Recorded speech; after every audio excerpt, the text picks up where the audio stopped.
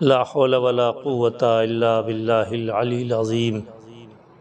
اعوذ باللہ السمیع العلیم من الشیطان الرجیم بسم اللہ الرحمن الرحیم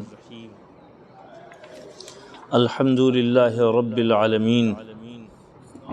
الرحمن الرحیم مالک یوم الدین ایاک نعبد و ایاک نستعین اہدنا الصراط المستقیم صراط الذین انعمت علیہم غیر المغضوب علیہم ولا الضالین صدق اللہ العلی العظیم۔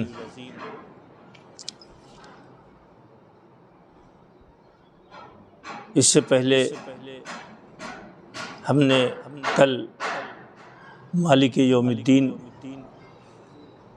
کی وضاحت و تفسیر آپ کے سامنے پیش کی تھی کہ اللہ ایسا مالک ہے کہ جو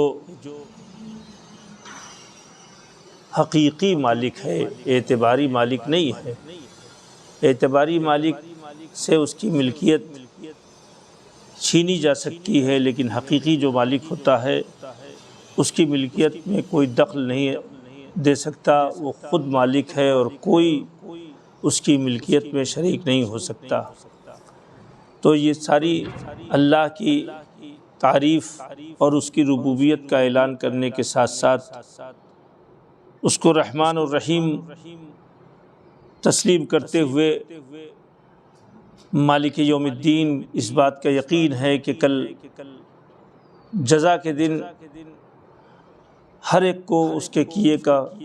بدلہ اللہ عدل و انصاف سے عطا کرے گا۔ ایسا نہیں ہے کہ جو لوگ اس دنیا میں کمزور اور مجبور بنا دیے گئے اور ان کے امکانات اور ان سے زندگی کے حالات اور وسائل چھین لیے گئے،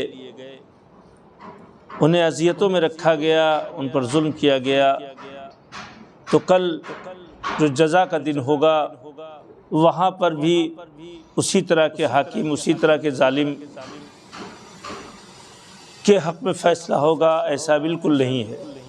بلکہ وہاں تو اس دن کا مالک خدا ہے، اللہ ہے، اور وہی اس دن کے جزا و سزا میں اس کا دخل ہے، وہ مکمل طور پر جزا دینے والا اور سزا دینے والا ہے۔ ان تمام باتوں کے اقرار کے بعد اب آیا ہے ایاک نعبد و ایاک نستعین۔ سب سے پہلے ایاک نعبد آ رہا ہے۔ یہ لفظ عربی کا اگر کہا جاتا تو نعبد کا بھی کہہ سکتے ہیں۔ کا معنی تیرا، یعنی تیری عبادت ہم کرتے ہیں۔ نعبد کا، ہم تیری عبادت کرتے ہیں۔ مگر عربی الفاظ اور عربی ورڈز، عربی لفظوں کی نزاکت ہے، اور ہر لفظ کا اپنی جہاں استعمال ایک خاص معنی اور ایک خاص کیفیت کو بیان کرتا ہے۔ تو بجائے نعبدو کا کہ یہاں پر ایاک نعبدو قرار دیا گیا، یعنی ہم تیری عبادت کرتے ہیں۔ اب ایاک یعنی پہلے کر دینے کا مطلب یہ ہے کہ اگر نعبدو کا کہا جاتا تو اس میں ہم تیری عبادت کرتے ہیں تو ایک گنجائش یہ رہتی کہ اور لوگوں کی بھی عبادت کرتے ہیں اور لوگوں کو بھی مانتے ہیں اور تیری بھی عبادت کرتے ہیں، لیکن ایاک نعبد، ہم خاص تیری عبادت کرتے ہیں، ہم صرف تیری عبادت کرتے ہیں۔ یہ ایاک جو پہلے آ گیا یہ اس بات کا اعلان ہے کہ اب اس عبادت میں کوئی ہمارا شریک نہیں ہے، بلکہ صرف اور صرف ہم اس وحدہ لا شریک کی عبادت کرتے ہیں جسے ہم رحمان رب العالمین اور جس کی تعریف ہم کرتے ہیں، جس کے نام سے شروع کرتے ہیں، ہم صرف اور صرف اسی کی عبادت کرتے ہیں، اسی کی بندگی کرتے ہیں۔ تو یہ اعلان ایک طرف تو یہ ہو گیا کہ نعبدو کا نہ کہہ کے ایاک نعبدو کو کہا، تاکہ عبادت مخصوص ہم نے کر دی اللہ کی ذات کے لیے۔ یعنی ایسا نہیں ہو سکتا کہ ہماری عبادت یا ہمارا سر جھکے یا ہماری بندگی اللہ کے علاوہ کسی اور کی، بلکہ صرف اور صرف مخصوص خدا کے لیے ہے ہماری بندگی اور ہماری عبادت۔ دوسری بات یہ ہے کہ نعبدو، یہاں اعبدو کہا جا سکتا تھا، ایاک اعبدو، اعبدو یعنی سنگل صیغہ، سنگولر استعمال کیا جاتا اکیلے کے لیے، ہم نہ کہا جاتا بلکہ میں تیری عبادت کرتا ہوں۔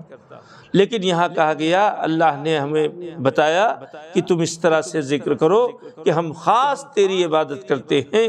یہ اس بات کی طرف اشارہ ہے کہ تنہا عبادت کی اہمیت ہے، لیکن جو اجتماعی اور معاشرتی اور سماج کے ساتھ عبادت کی اہمیت ہے اس کی قیمت زیادہ ہے۔ مقصد یہ ہے کہ ہم اگر اس کی عبادت کرتے ہیں تو اس کی عبادت کرنا یہ اپنی جگہ قابل تعریف ہے، لیکن ہماری ڈیوٹی اور ہماری ذمہ داری یہ ہے کہ دوسرے لوگوں کو بھی اللہ کی عبادت کی طرف متوجہ کرائیں، اللہ کی عبادت کی طرف بلائیں اور اللہ کی عبادت کی عظمت کو بتائیں اور سمجھائیں۔ تو جب سماج اور معاشرہ سب کے سب مل کے اللہ کی عبادت کریں گے تو اس عبادت کی عظمت، اس عبادت کی اہمیت کی بات دوسری ہے۔ تو اللہ نے ہمیں اس نعبدو کا لفظ استعمال کر کے کہ ہم سب تیری عبادت کرتے ہیں۔ نعبدو یعنی ہم سب، عابدو یعنی میں، تو ہم عبادت کرتے ہیں تیری۔ تو یہ اشارہ اس بات کی طرف کہ تنہا عبادت کی اہمیت کم ہے، اجتماعی عبادت کی اہمیت زیادہ ہے۔ سماج کی عبادت کے سماج کے ساتھ عبادت کی اہمیت، اس سے نماز جماعت کی اہمیت بھی واضح ہو گئی کہ نماز جماعت کے ساتھ پڑھنا اس کا مفہوم الگ ہے اور اس کا فائدہ الگ ہے، اور آپ بہتر جانتے ہیں کہ جماعت کے ساتھ عبادت کرنے کا معاملہ یہ ہے کہ ایک رکعت ہزاروں رکعت میں تبدیل ہو جاتی ہے، اور اگر تعداد ان حدوں تک معین ہو جائے جہاں تک بتایا ہے اور اس سے آگے بڑھ گئی تو کوئی ثواب جماعت کا لکھ ہی نہیں سکتا۔ اب آپ اسی لیے اس جملے کے ذریعے سے اللہ نے ہمیں اس طرف بھی متوجہ کیا ہے کہ ہم معاشرے میں اگر علمی ترقی کر رہے ہیں، اگر معاشرے میں ہماری ذات تقوی اور پرہیزگاری کی طرف آگے بڑھ رہی ہے، اگر معاشرے میں ہم بزنس اور تجارت اور ہنر کی طرف آگے بڑھ رہے ہیں، تو صرف یہ نہ ہو کہ ہم بڑھتے رہیں، بلکہ ہماری کوشش یہ ہو کہ ہمارے اس کام میں وہ سارے لوگ شریک ہوں، علم میں بھی شریک ہوں، تجارت میں بھی شریک ہوں، ہنر حاصل کرنے میں بھی شریک ہوں، تقوی اور پرہیزگاری میں بھی شریک ہوں، سچ بولنے میں بھی شریک ہوں، برائی سے روکنے میں بھی شریک ہوں اور برائی سے علیحدہ رہنے میں بھی شریک ہوں۔ تو یہ اللہ نے ہم کو اس بات کی طرف اشارہ دیا ہے کہ نعبدو کہہ کر کے ہم تیری عبادت کرتے ہیں۔ ایک معاشرے کی ذمہ داری اور ڈیوٹی کو بھی ہمارے سر معین کیا ہے کہ تمہارے ذمے صرف یہ نہیں کہ تم صرف عبادت کرو، بلکہ تم معاشرے کو بھی عبادت گزار بنانے کی کوشش کرو اور اس کو آگے بڑھانے کی کوشش کرو۔ اور جب اس انداز سے عبادت کرو گے تو اللہ کو ایسی عبادت زیادہ پسند ہے جو معاشرے میں، سماج میں لوگوں کے ساتھ عبادت کی جاتی ہے۔ تو اللہ نے ہمیں نعبدو کہہ کے، ایاک نعبدو، ہم خدایا ہم تیری ہی عبادت کرتے ہیں، خاص تیری ہی عبادت کرتے ہیں۔ اے پالنے والے، ظاہر ہے کہ اگر کوئی انسان کسی انسان کے اوپر بیسڈ ہو جاتا ہے، آپ نے اکثر دیکھا ہوگا کہ کوئی بڑا نیتا ہے، بڑا تاجر ہے اور اس کا کوئی نوکر ہے، کوئی خادم ہے، اور اس کے بعد وہ سب کچھ، وہ خادم سارا بیس کرتا ہے اسی نیتا اور اسی پولیٹیشین اور یا اسی بزنس مین اور اسی تاجر کے اوپر، کہ کوئی بھی چیز وہ کہیں اور کسی اور کی طرف نہیں دیکھتا ہے۔ تو اور اگر وہ تاجر اور وہ پولیٹیشین اگر یہ سمجھ لیتا ہے کہ یہ پورا ہماری ذات سے وابستہ ہے، ہر چیز ہم سے پوچھ کے کرتا ہے، ہر کام میں وہ ہمارے ہی محتاج بنا ہوا ہے، ہم سے ہی سارا کام کرتا ہے اور ہمارے ہی لیے اس نے اپنے کو وقف کر رکھا ہے، تو ایسی صورت میں اگر شریف طبیعت تاجر ہے، شریف اور نیک نفس تجارت کرنے والا ہے اور نیک نفس پولیٹیشین ہے تو پھر ایسی صورت میں اپنے انڈر میں رہنے والے، اپنے زیر نگرانی رہنے والے، اپنے تحت پلنے والے لوگوں کا اسی طرح سے خیال رکھے گا، کیونکہ یہ پورے طور پر ہمارے اوپر منحصر ہے، ڈیپینڈ ہے۔ اسی طرح سے اگر ہم اللہ سے کہتے پالنے والے ہم تیری عبادت کرتے ہیں، ہم تیری عبادت کرتے ہیں، مطلب یہ ہے کہ ہم نے تجھی کو سب کچھ مانا ہے، تو ہی بڑا ہے، تو ہی اولا ہے، تو ہی افضل ہے، تو ہی ہمارا نگہبان ہے، تو ہی ہمارا ذمہ دار ہے، تو ہی ہمارا سرپرست ہے، تو اب ایسی صورت میں ظاہر ہے کہ وہ خدا ہے، وہ دنیا کے تمام مالکوں سے اور دنیا کے تمام بڑے لوگوں سے افضل ہے، بہتر ہے، بلکہ کوئی قیاس نہیں کیا جا سکتا دنیا کے لوگوں سے اور اس کی کبریائی اور اس کی بلندی کے مقابلے میں۔ تو یہ کیسے ممکن ہو سکتا ہے کہ جو خدا یہ دیکھ رہا ہو کہ یہ بندہ وہ ہے کہ جو صرف اور صرف ہماری عبادت کرتا ہے، کسی کی طرف توجہ نہیں کرتا، کسی کی طرف دھیان نہیں دیتا، بلکہ خالص اور خالص میرا ہے اور میرے سامنے سر جھکاتا ہے، میرا رکوع و سجدہ کرتا ہے، تو اب ایسی صورت میں وہ اللہ بھی آپ کی عبادت کو قبول کرتے ہوئے آپ کی تمام ضرورتوں کو پیش نظر رکھے گا، جیسا کہ جناب سیدہ نے عملی طور پر کر کے بتایا تھا کہ جب ساری یہودی عورتیں بے ہوش ہو گئی تھی تو آپ نے مصلی بچھا دیا، کہا پالنے والے ہم تیری کنیز ہوں میں، اور میں تیرے رسول کی بیٹی ہوں، اور میں ان حالات میں ہوں، تیرے سوا کون ہے میرا؟ تو اب ایسی صورت میں اللہ نے بھی ان کی اس بات کی آبرو رکھتے ہوئے تمام یہودی عورتوں کو ہوش آ گیا اور دلہن کو بھی زندگی عطا کرتی۔ آپ نے یہ دیکھا کہ اہل بیت اطہار علیہ السلام نے ایاک نعبدو کی عملی تصویر پیش کی ہے، عملی انداز پر پیش کیا ہے کہ ہم تیری عبادت کرتے ہیں تو ظاہر ہے کہ ہم تیرے ہیں اور تجھی سے ہر مرحلے میں ہم رجوع کرتے ہیں۔ تو عزیزان گرامی، یہ نعبدو کا لفظ ہمیں معاشرے کی ذمہ داریوں کی طرف متوجہ کرتا ہے، اور عبادت کو فردی عبادت کو، انڈیویجول عبادت کو، اکیلی عبادت کو، اجتماعی عبادت، معاشرے کی عبادت، سوشل عبادت کی طرف موڑنے کی طرف اشارہ کرتا ہے۔ لہٰذا ہم سورہ حمد کو پڑھتے ہوئے اللہ کی عبادت کرتے ہوئے معاشرے کی ذمہ داریاں بھی اپنے سر پہ رکھیں۔ انشاءاللہ اس کے بعد کے درس میں ایاک نستعین کے اوپر گفتگو ہوگی۔ پالنے والے ہمیں اپنا بندہ بنا دے، ہمیں اپنے عبادت کے لائق بنا دے اور ہماری عبادتوں کو قبول فرما۔ اللہم صلی علی محمد و آل محمد وعجل فرجہم واحشرنا معہم۔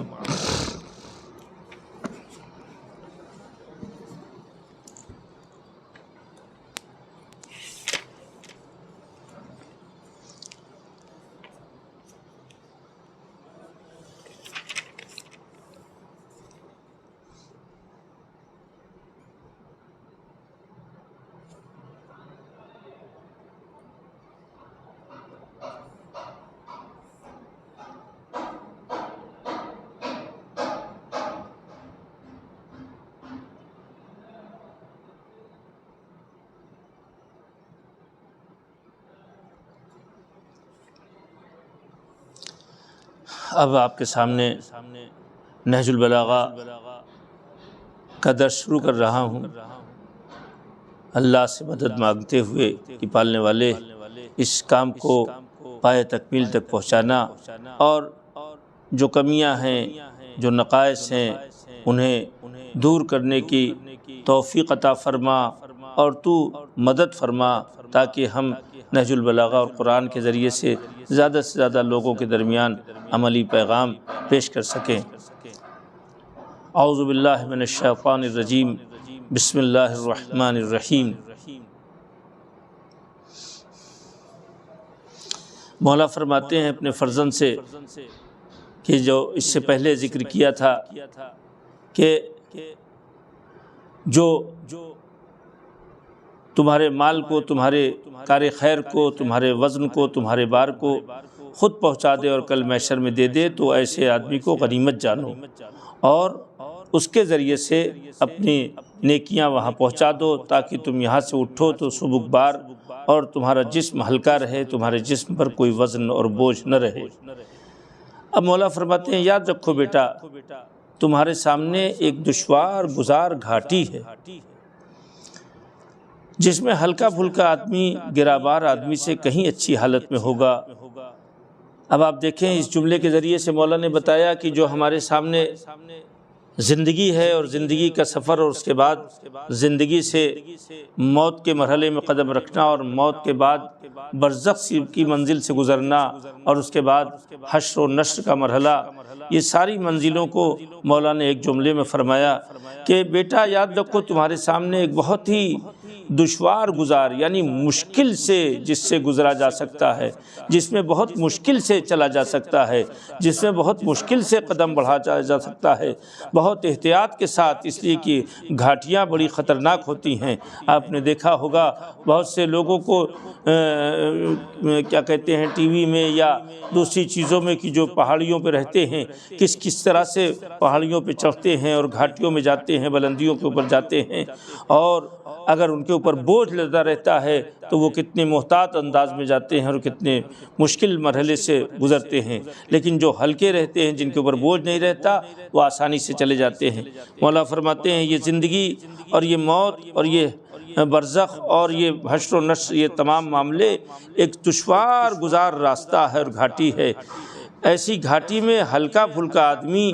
آسانی سے گزر سکتا ہے، لیکن گراں آدمی جو ہے اس کی حالت اچھی نہیں ہوگی، بلکہ وہ پریشانی سے رہے گا اور دھیرے دھیرے قدم بڑھائے گا، اور تیز قدم دوڑنے والے کی بنسبت بری حالت میں ہوگا۔ تو جو ہلکا ہوگا وہ تیزی سے دوڑے گا اور تیزی سے چلا جائے گا، لیکن جس کے اوپر بوجھ لدا ہوگا وہ اس گھاٹی میں تیزی سے نہیں جا سکتا اور اس کی حالت بری ہوگی۔ اور اس راستے میں بہرحال مجبوری ہے تمہاری کہ منزل جنت ہوگی، لا محالہ تمہاری منزل جنت ہوگی یا دوزخ، یعنی جو اس گھاٹی سے تمہیں گزرنا ہے، اس گھاٹی سے گزرنے کے بعد دو ہی منزل ہوگی، یا تو جنت ملے گی یا دوزخ ملے گی، یعنی دونوں کا آخری انجام جنت یا دوزخ ہوگی۔ لہٰذا اترنے سے پہلے جگہ منتخب کر لو۔ جب یہ طے ہو گیا کہ ہماری منزل جنت ہے یا ہماری منزل دوزخ ہے، تو ابھی ہم چل رہے ہیں، چلتے ہی میں ہم کو یہ طے کر لینا چاہیے کہ ہمیں ایسا راستہ اور اس طریقے سے سبک باری سے چلنا چاہیے کہ ہماری منزل جنت کی طرف جائے، ہمارے قدم جنت کی طرف بڑھیں، ہم ہلکے پھلکے ہو کر کے نہ کسی کا بوجھ ہمارے سر پہ رہے، نہ کسی کی ایک انگل زمین ہمارے قبضے میں رہے، نہ کسی کا ایک ادھیلا ہمارے ذمے رہے، نہ کسی کے ذمے کوئی قرض رہے، نہ کسی کے ذمے کوئی حق رہ جائے۔ تو ان چیزوں کو اگر تم اپنے اوپر لاد کے چلتے ہو تو تمہارا راستہ جہنم ہوگا، اور اگر تم نے ان چیزوں کو ادا کر دیا، یعنی سبک بار ہو گئے، بار ہلکا کر لیا، تو اس گھاٹی سے آسانی سے گزر جاؤ گے اور تمہاری منزل آخر میں جنت ہوگی۔ مولا فرماتے اترنے سے پہلے اپنی جگہ منتخب کر لو، اور پڑاؤ ڈالنے سے پہلے اس جگہ کو ٹھیک ٹھاک کر لو، قبل اس کے کہ تم ادھر منزل پر پہنچو، حشر و نشر کی منزل اور پھر جنت کی منزل تک پہنچو، تو اس سے پہلے اس جگہ پہنچنے سے پہلے اس جگہ اپنے تمام سامان کار خیر کے بھیج دو دوسروں کے ذریعے۔ ماہ مبارک رمضان ہے، اس میں زیادہ سے زیادہ کار خیر کر کے، لوگوں سے اپنی خطاؤں کی معافی مانگ کر کے، لوگوں کے ساتھ محبت اور مروت سے پیش آ کر کے، اپنے فتنوں اور فساد کو ختم کر کے، اپنے مقدمات، اپنے لڑائی جھگڑے اور نزاع کو ختم کر کے، اور صحیح راستے پر آ کر کے تم اپنے کو سبک بار کر لو، اور اپنے اس جگہ کو جسے جنت کہتے ہیں اسے ٹھیک ٹھاک سے بہترین پڑاؤ کی جگہ بنا لو، کیونکہ موت کے بعد خوشنودی حاصل کرنے کا موقع حاصل نہیں ہوگا۔ موت کے بعد کوئی راستہ نہیں ہے کہ ہم اپنے ان تمام منزلوں کو آسان کر لیں اور اپنے جنت کا راستہ صاف کر لیں، نہیں، موت کے بعد تو صرف اور صرف دو ہی راستے ہیں۔ اگر اچھے اعمال لے کے گئے تو جنت ملے گی، ورنہ ہمیں جہنم دیکھنا پڑے گا۔ تو موت وہ مولا نے یہ بار بار یاد دلایا ہے، اپنے بیٹے کو یاد دلایا ہے۔ حالانکہ ہمارے معاشرے میں بیٹوں کے لیے موت کا تصور اور موت کا ذکر کرنا بیٹے کے لیے بڑا دشوار گزار ہوتا ہے، لیکن ایک حقیقت ہے جسے موت کہتے ہیں، اس سے بہرحال گزرنا ہے۔ تو مولا اپنے بیٹوں کو نصیحت دے رہے ہیں اور تمام ان لوگوں کو نصیحت دے رہے ہیں اور وصیت فرما رہے ہیں کہ جو مولا سے وابستہ ہیں اور مولا سے محبت کرتے ہیں، کہ دیکھو جب ہم اپنے بیٹے کو یہ کہہ رہے ہیں کہ موت جو ہے وہ موت کے بعد خوشنودی حاصل کرنے کا موقع نہیں ملے گا اور نہ دنیا کی طرف پلٹنے کی کوئی صورت ہوگی، یعنی پھر مرنے کے بعد دنیا میں ہم پلٹ کے آ نہیں سکتے۔ یقین رکھو کہ جس کے قبضے قدرت میں آسمان و زمین کے خزانے ہیں، تمہیں یقین رکھنا چاہیے کہ جس کی ملکیت میں، جس کے ہاتھ میں زمین اور آسمان کے خزانے کی چابی ہے، خزانے کا جو مالک ہے، اس نے تمہیں سوال کرنے کی اجازت دے رکھی ہے۔ تو اب ظاہر ہے یہ بالکل صاف صاف کہا ہے، دنیا میں جتنے لوگ ہیں وہ سب محتاج ہیں، وہ سب اگر محتاج نہ ہوتے تو بھاگتے دوڑتے ہر وقت مال جمع کرنے کی فکر میں کیوں رہتے؟ اس کا مطلب یہ ہے کہ مال کی کوئی حد نہیں ہے اور اس حد کو پانے کے لیے انسان دوڑ رہا ہے۔ تو اگر ایسے دوڑنے والوں محتاجوں کے سامنے ہم مانگیں گے تو یقیناً محتاج کو کیا دے سکتا ہے؟ مولا علی فرما رہے ہیں کہ خزانے کی کنجی زمین اور آسمان کے جتنے خزانے ہیں، رحمت و برکت اور علم اور عمل اور ہنر اور پاکیزگی اور تقوی، یہ سارے خزانے کی چابی، ہر طرح کی دولت کی چابی کس کے پاس ہے؟ وہ اللہ کے قبضے میں ہے۔ لہذا اور ساتھ ساتھ اس نے یہ بھی کہا ہے، اللہ نے، کہ اپنے ہاتھ میں خزانہ رکھا ہے۔ دنیا میں ایسے لوگ نہیں ہیں کہ جو خزانہ جمع کیے رہیں اور لوگوں کو کہیں کہ آپ بالاعلان نہ پڑھ کر کے ہم سے مانگ سکتے ہیں، سوال کر سکتے ہیں۔ ایسے لوگ، ایسے خزانہ رکھنے والے، ایسے دھنی، ایسے دولت مند، ایسے بڑے آدمی، ایسے بڑے بزنس مین نہیں دکھائی دیں گے آپ کو دنیا میں کوئی کہ جو جمع کیے رہے اور کہے کہ جو ہر ایک آ کر کے ہم سے مانگ سکتا ہے۔ یہ مولا فرماتے ہیں یہ اللہ ہی ہے جس کے ہاتھ میں زمین اور آسمان کا سارا خزانہ، چاہے علم ہو، چاہے دولت ہو، چاہے مال ہو، چاہے منال ہو، سب خزانہ اسی کے ہاتھ میں ہے۔ اور ساتھ ساتھ اس نے تمہیں کہہ رکھا ہے تم مانگ سکتے ہو، جب چاہو مانگو، جتنا چاہو مانگو، جیسے چاہو مانگو۔ اور ظاہر ہے کہ وہ جھوٹا نہیں ہے، اللہ صادق ہے، سچا ہے، صفات ثبوتیہ میں اسے ہم سچا مانتے ہیں۔ تو مانگنے کے لیے کہا ہے تو اس کا مطلب وہ دے گا بھی۔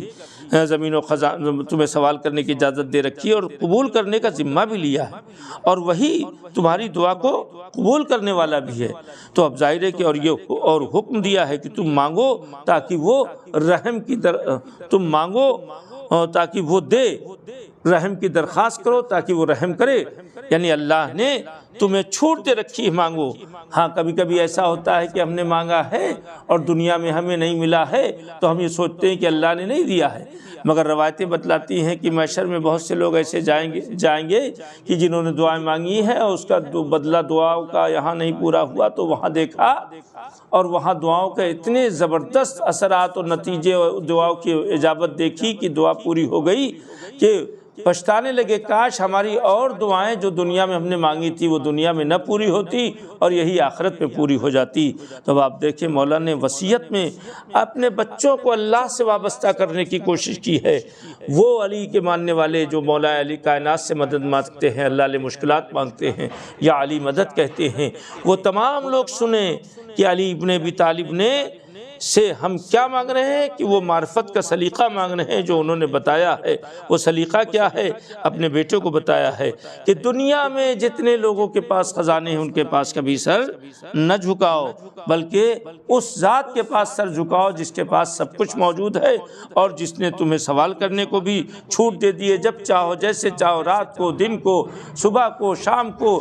اس وقت چاہو اس سے سوال کر سکتے ہو، اور قبول کرنے کا ذمہ بھی لیا ہے اور حکم دیا ہے کہ تم مانگو، ادعونی استجب لکم، تم مانگو، دعا کرو، ہم تمہاری دعا پوری کریں گے، تو ہم تم کو دیں گے۔ تو اس کا مطلب اگر اتنے اعلان کے بعد بھی اگر مولا کے قول کے اوپر یقین ہے اور اس کے اوپر آپ صداقت ایمان رکھتے ہیں اور نہج البلاغہ کو مولا کی کتاب سمجھتے ہیں، تو یہ طے کر لیجئے کہ ہمیں اللہ سے مانگنا ہے، اللہ سے لینا ہے، محمد و آل محمد علیہ السلام کے وسیلے سے۔ پالنے والے ہماری دعاؤں کو قبول فرما، اے میرے معبود ہمارے تمام نوجوانوں کو